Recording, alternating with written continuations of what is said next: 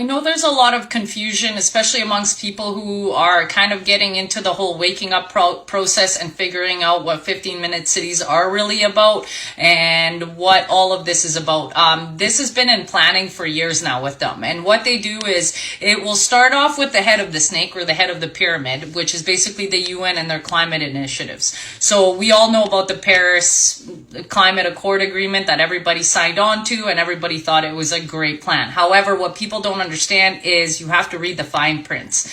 These governments, especially the liberal governments or democratic governments, are actually against the people, and they are pro the NWO, which is the New World Order, and ushering it in slowly and step by step. And they've been doing this for years. So if you've ever heard of us speaking of Agenda 21, Agenda 2030, which is basically Agenda 21 just extended, it's a deadline. It's the 2030 is just basically a deadline. They will have a 2040 after they reach 2030, and they're basically just going down the list of what they need to do.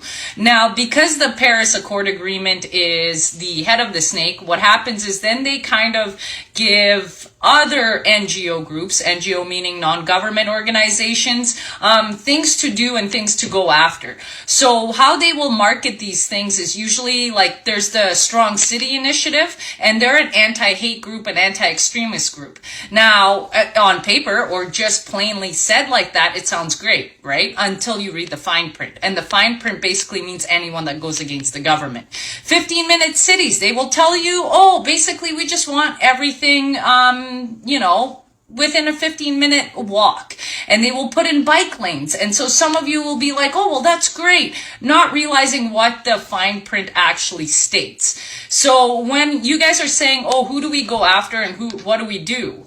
Basically, there are a bunch of NGO groups, and unfortunately, when Edmonton specifically, here in Alberta, when you agreed to be a sanctuary city, you agreed to a bunch of things that you did not know you were agreeing with. And this is why it's super important to be involved in politics. This is why it's super important to know what's going on and to read the fine print and what's going on.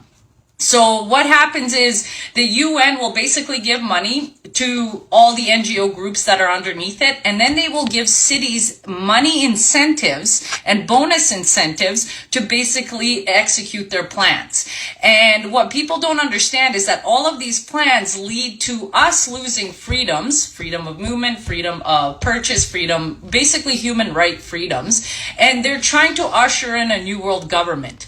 So I will be doing a lot more videos on educating people how the political system works. It is just one giant chess game where they move multiple pieces at once.